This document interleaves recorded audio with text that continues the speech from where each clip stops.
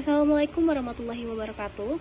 Halo semua, perkenalkan nama aku Aurelia, aku dari kelas SM4904. Jadi, hari ini aku bakal ngejelasin tentang makna toleransi dalam kehidupan beragama. Indonesia dikenal sebagai negara yang memiliki keberagaman yang luar biasa, baik dari segi suku, bahasa, budaya, maupun agama. Keberagaman ini merupakan anugerah sekaligus tantangan bagi bangsa Indonesia. Dalam kehidupan masyarakat yang majemuk ini, seringkali muncul perbedaan pendapat, pandangan, dan keyakinan yang jika tidak dikelola dengan baik dapat menimbulkan konflik. Salah satu kunci untuk menjaga keharmonisan di tengah perbedaan tersebut adalah menerapkan sikap toleransi. Toleransi dalam kehidupan beragama mengajarkan kita untuk menghormati kebebasan setiap individu dalam beribadah sesuai dengan keyakinannya tanpa adanya paksaan atau gangguan dari pihak lain. Namun, kenyataannya masih sering dijumpai sikap intoleran seperti diskriminasi, ujaran kebencian, atau penolakan terhadap perbedaan keyakinan. Oleh karena itu, memahami makna dan pentingnya toleransi dalam kehidupan beragama sangat diperlukan agar masyarakat dapat hidup damai, rukun, dan saling menghargai di bawah naungan Bhinneka Tunggal Ika. Berikut saya akan tampilkan video tentang toleransi. Di mata dunia, Indonesia dikenal luas akan keanekaragamannya. Beragam suku bangsa, budaya, agama, ras, dan bahasa saling berbaur jadi satu. Persatuan di tengah perbedaan inilah yang menjadi ciri khas bangsa Indonesia sejak dulu. Tercermin dalam semboyan Bhinneka Tunggal Ika, perbedaan bukanlah jadi penghalang tersatukannya tiap individu di Nusantara, melainkan perbedaanlah yang mempersatukan kita. Namun realitanya, isu perpecahan dan intoleransi yang kian marak jadi faktor pemecah belah keutuhan suatu bangsa. Belakangan ini, negeri kita tercinta dihantam berbagai permasalahan internal, terutama soal integrasi nasional. Kurangnya sikap toleransi jadi pemercik utama rusaknya kerukunan antar sesama. Beragam tindakan-tindakan negatif, mulai dari penyebaran pesan intoleran, isu berbau rasisme, hingga ujaran kebencian kian berkembang pesat di sekitaran masyarakat. Akibatnya, berbagai konflik internal pun muncul, dan hal tersebut lantas memicu terjadinya pergesekan antara kelompok mayoritas kepada minoritas.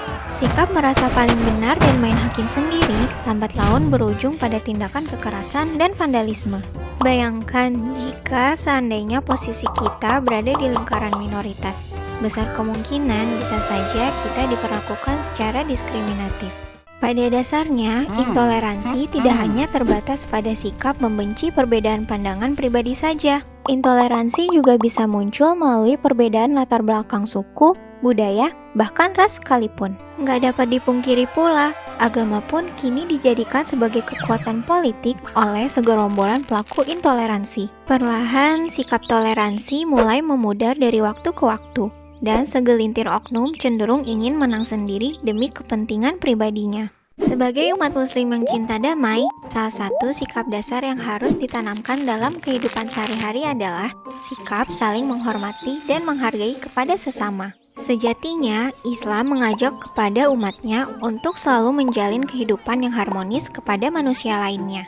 Dan Islam juga sangat menjunjung tinggi keadilan bagi siapa saja tanpa memandang apapun latar belakangnya.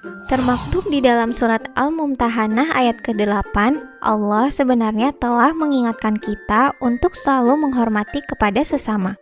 Allah Ta'ala berfirman,